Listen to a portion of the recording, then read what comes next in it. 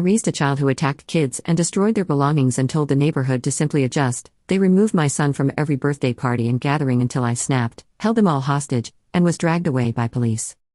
I'm writing this from my mother's guest bedroom with an ankle monitor and a court date in 11 days. My son is 10 years old and living with his father full-time. I haven't seen him in 6 weeks. My lawyer told me to stop talking about the case publicly. I'm writing this anyway because the version of me that listened to good advice died in a neighbor's living room on a Saturday afternoon in April when I barricaded a door and screamed at 9 families until the police broke a window to get in. That happened. I did that. And the worst part isn't the arrest. The worst part is that I still had to be tackled by 2 officers before I understood that I was the problem. Not the neighborhood. Not the other parents. Not the school. Not the birthday party invitations that stopped coming. Me. My son's name is Bryce. He's 10. He's big for his age. Tallest kid in his class. Strongest too. I used to be proud of that. I used to say, he's just physical. He's a boy. Boys are rough. That was my script. Every time a teacher called. Every time a parent pulled me aside. Every time another kid went home crying. He's just physical. He's a boy. Boys are rough. Bryce hit a kid named Sammy in 1st grade. Knocked him off the monkey bars. Sammy broke his wrist. I said Bryce didn't mean it. They were playing. I said Sammy shouldn't have been hanging so close to the edge. The school gave Bryce a 3-day suspension. I fought it. I went to the principal's office and said, he's 6. He doesn't understand force yet. Give him time. They gave him time. He used it to push a girl named Ada into a door frame because she wouldn't let him be first in line. She got a bruise on her forehead the size of a golf ball. I said it was an accident. Ada's mother said, your son shoved my daughter into a metal door frame. I said, kids bump into each other. It happens. It didn't just happen. It kept happening. 2nd grade. Bryce ripped a kid's science project off the wall because the kid got a gold star and Bryce got a silver one. The project was a solar system model made from clay. The kid and his dad spent a weekend building it. Bryce tore Saturn off and crushed it in his hand. I said, he was frustrated. He's competitive. That's a good trait. 3rd grade. Bryce took a girl's glasses off her face during recess and threw them. She couldn't find them for 20 minutes. She sat on the ground crying because she couldn't see. Her mother called me that night. She said, your son took my daughter's glasses and threw them.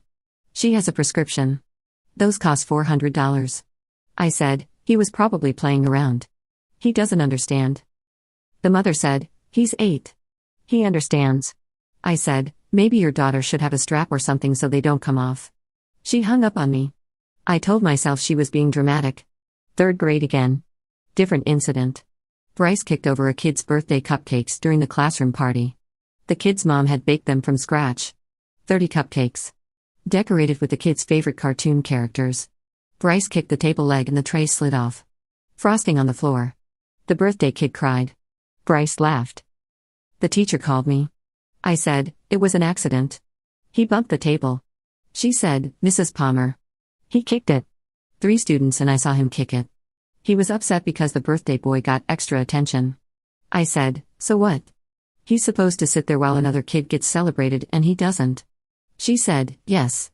That's exactly what he's supposed to do. I reported her to the principal for targeting my son. 4th grade. New school. I pulled him from the old one because I said the environment was toxic.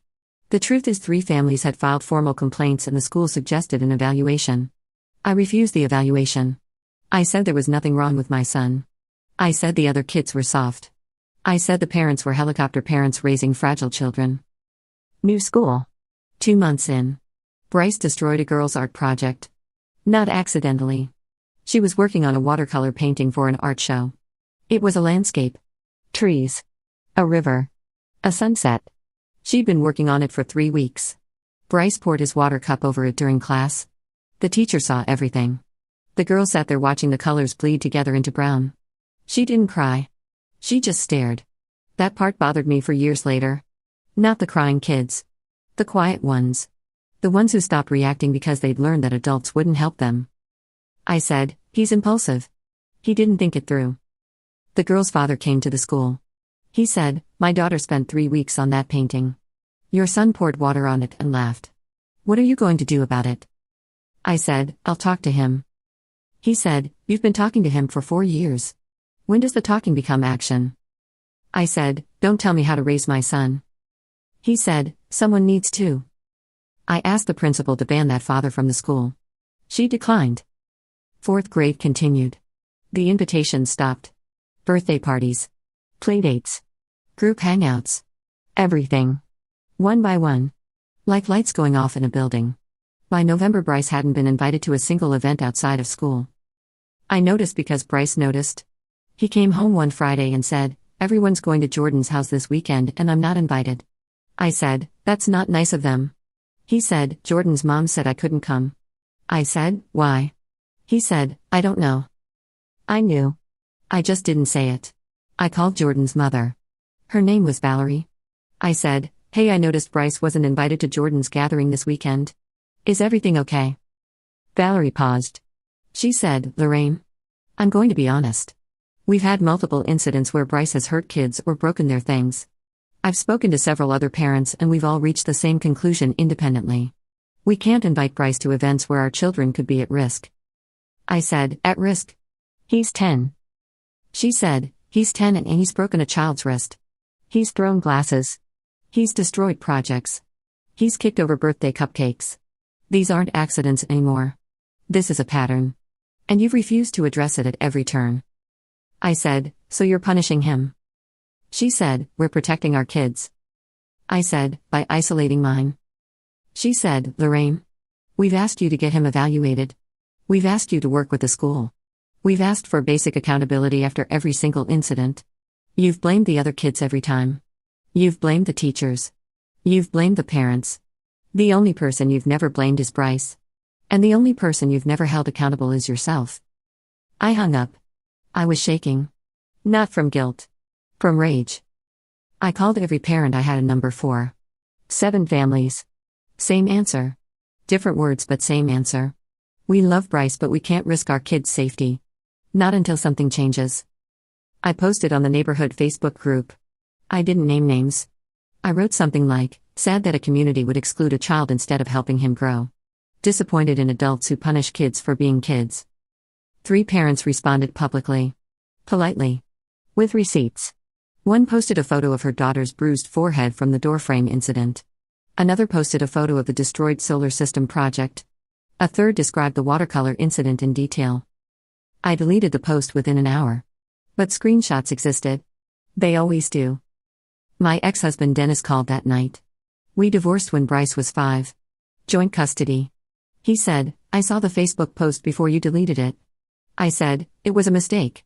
He said, Lorraine, we need to talk about Bryce. I said, not you too. He said, listen to me. When Bryce is with me he follows rules. He says please and thank you. He doesn't hit. He doesn't destroy things. You know why? Because there are consequences. When he breaks something at my house he fixes it or replaces it with his allowance. When he's rude he apologizes. When he hurts someone he sits down and writes a letter. And he does it. Every time. Without a fight. I said, so you're saying it's my fault? He said, I'm saying he acts differently in 2 different houses. And the only variable is you. I didn't speak to Dennis for 2 weeks after that call. Not because he was wrong. Because he was right and I couldn't stand it. January. Bryce came home from school and said, there's a class party on Friday and Mrs. Webb said I have to stay in the library during it. I said, what?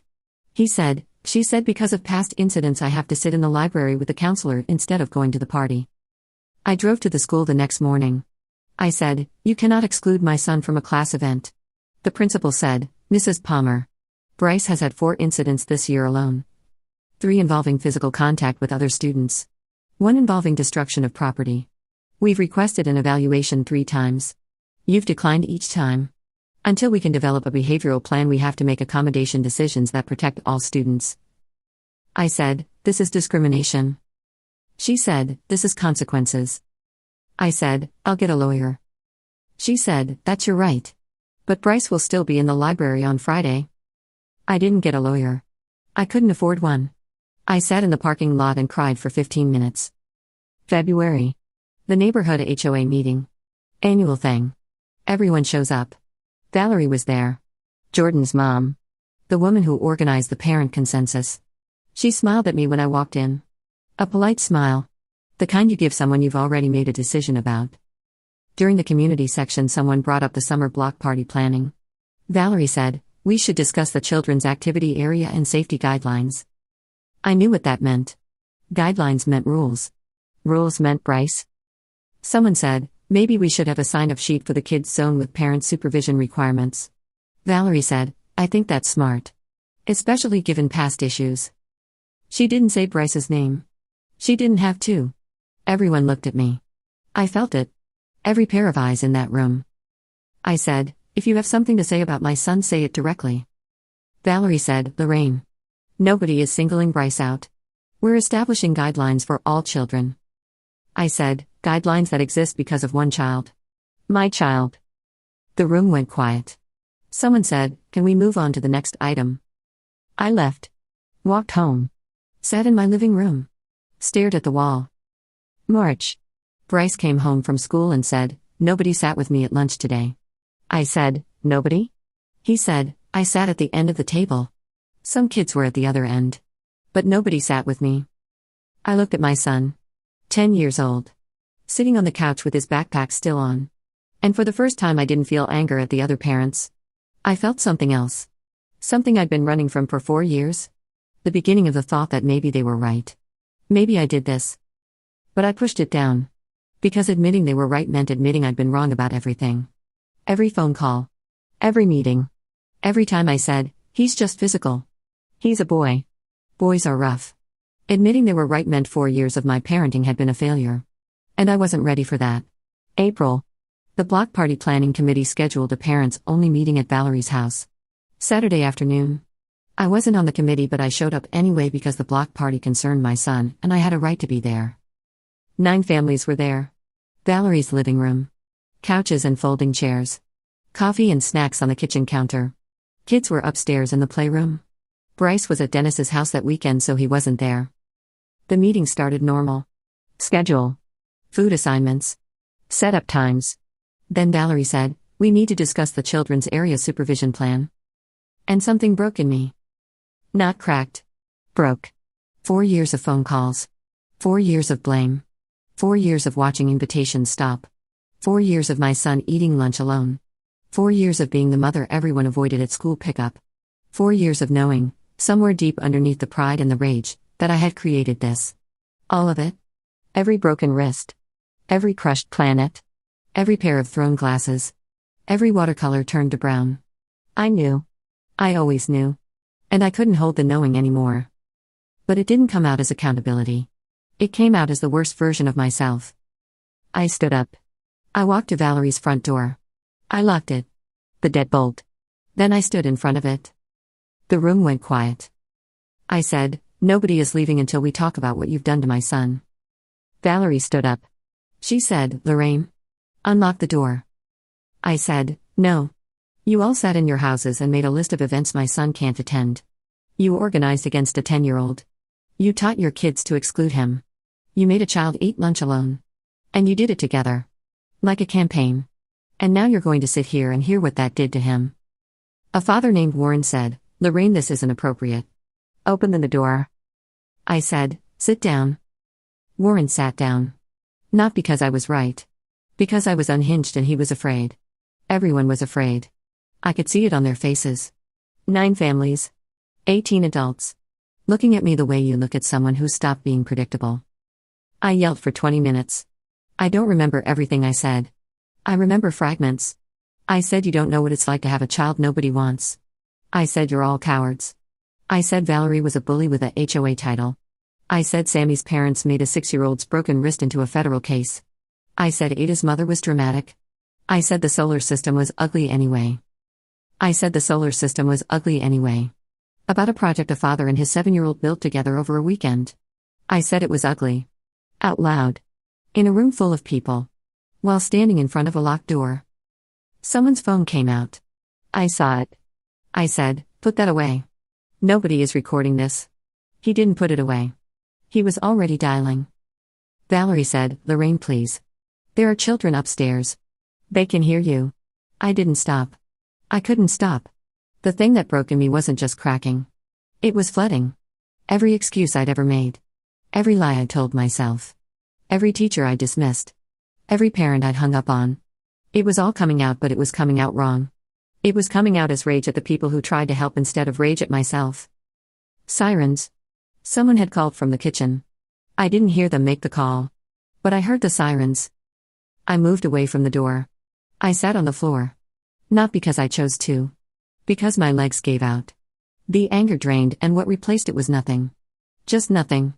An empty space where a person used to be. The police came in through the back door. 2 officers. A woman and a man. The woman said, "Ma'am, are you Lorraine Palmer?" I said yes. She said, "We've received a call about a disturbance. I need you to stand up slowly." I stood up. She asked if anyone was hurt. Valerie said no. Physical harm, no. But everyone was shaken. The children upstairs were crying.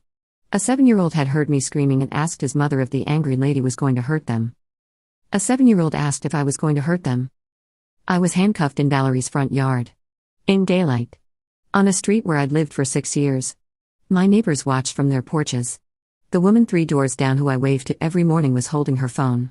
Recording. They put me in the back of the car. I looked out the window and saw Valerie standing on her porch with her arms crossed. Not angry. Sad. She looked sad. And that was worse than anger. Because anger means you still care enough to fight. Sad means you've given up on the person entirely. I was charged with unlawful restraint. Disorderly conduct. Disturbing the peace. My bail was set at $5,000. My mother paid it. She picked me up from the county building and didn't say a word for the entire drive home. When we got to her house, she sat me down at the kitchen table. She said, "Tell me everything." I told her. All of it. Not just the meeting. Everything. Going back to first grade. The broken wrist. The glasses. The cupcakes. The watercolor. The Facebook post. The exclusion. Dennis's phone call. The school library. Every single thing. She listened. Didn't interrupt. When I finished, she was quiet for a long time. Then she said, "Lorraine, how long have you known Bryce needed help?" I said, "What do you mean?" She said, "How long? Don't lie to me. I'm your mother. How long have you known that something was wrong and refused to deal with it?" I looked at the table. I said, "Since first grade." She said, 4 years. I said, "Yes." She said, "You let your son hurt children for 4 years. You defended him every single time. You attacked every parent who tried to tell you. You refused evaluations. You changed schools. You blamed teachers. And when the entire community tried to protect their kids from yours, you locked them in a room and screamed at them." I said, "I know." She said, "No. You don't know. Because if you knew, you would have stopped. You didn't stop because you weren't protecting Bryce. You were protecting yourself. Your image of yourself as a good mother. That's what this was always about. Not Bryce. You." Dennis filed for emergency custody the Monday after my arrest. His lawyer submitted the police report. 3 parent statements. 2 teacher reports going back to 2nd grade. The evaluation requests I declined. The formal complaints from the old school. All of it organized. Documented. Dated. The judge granted temporary full custody to Dennis within 4 days. I stood in the courtroom and listened to a judge say that my son would be better off with his father. And I couldn't argue. Because every piece of evidence they presented was something I'd created. Every refused evaluation. Every confrontational meeting. Every excuse I made instead of getting my child the help he needed. Dennis didn't look at me after the ruling. He just picked up his folder and walked out. His lawyer stayed behind and said, "We'll arrange supervised visitation once Mrs. Palmer completes the court-mandated requirements." Court-mandated requirements. Anger management. Parenting classes. A psychological evaluation. For me. Not for Bryce. For me. The irony. 4 years of refusing to let anyone evaluate my son. And now a judge was ordering an evaluation of his mother. My mother drove me home from court. She said, "This is the bottom. You can either stay here or climb out. But if you climb out, you do it honestly. No more excuses. No more blaming. You look at what you did and you carry it." I started the parenting class. 8 weeks. Tuesday nights. 12 parents in a room with a facilitator named Dr. Okafor. First session, she asked everyone to describe why they were there. 1 sentence. My turn. I said, "I locked 9 families in a living room because I couldn't accept that my son needed help and I was the reason he wasn't getting it." Dr. Okafor said, "That's a good start." Week 3. She talked about the difference between protecting a child and protecting your ego. She said, when your child does something wrong and you defend the behavior instead of addressing it, you're not being a good parent. You're being a comfortable one. Comfort is not the same as care. Comfort says nothing is wrong. Care says something is wrong and I'm going to fix it even though it hurts. I wrote that in my notebook. I still have it. Week 5. She asked me to list every incident. Every single one. From first grade to the arrest. I filled 3 pages. When I read them aloud, I heard it the way other people heard it. Not as isolated accidents. As a pattern. A clear, documented, escalating pattern that any reasonable person would look at and say, this child needs help and this mother is in the way. I was in the way. For 4 years. I was the obstacle between my son and the help he needed. Not the school. Not the parents. Not the neighborhood. Me. Dennis allowed a supervised phone call with Bryce after my 4th week of class. A social worker was on the line. I said, "Hey buddy. How are you?" Bryce said, "I'm good. I'm doing a new thing at school." I said, "What thing?" He said, "It's called check-in. I talk to Ms. Rivera every morning and we go through how I'm feeling and what I'm going to do if I get frustrated. And then at the end of the day I check in again and we talk about how it went." I said, "Do you like it?" He said, "Yeah. She's nice. She says it's not about being bad. It's about learning better ways to handle stuff." I almost dropped the phone. Because that's all it took. A check-in. A counselor. A system. The thing I'd refused for 4 years. And my son was describing it to me like it was the most normal thing in the world. Because it was. It always was. And I made it into a war because admitting he needed it meant admitting I couldn't handle it alone. He said, "Mom." I wrote an apology letter to Jordan. For the time I broke his Lego set. Dennis helped me write it. Jordan wrote back and said thanks. Jordan. The kid whose parties Bryce couldn't attend. Writing back. Saying thanks. Because a 10-year-old boy wrote a genuine apology. That's all it took. A letter. Accountability. The thing I spent 4 years fighting against. He said, "I also wrote one to the girl whose painting I ruined." She didn't write back yet. But Ms. Rivera said that's okay. Some people take longer. My son. Writing apology letters. Voluntarily. In a house where accountability existed instead of being treated like an attack. Dennis got on the phone after Bryce went to his room. He said, he's doing well. His teacher says the improvement is significant. He had a playdate last weekend? First one in months. I said, with who? He said, a kid named Leo from his class. They played basketball in the driveway. No incidents. Leo's mom said Bryce was polite. Said please and thank you.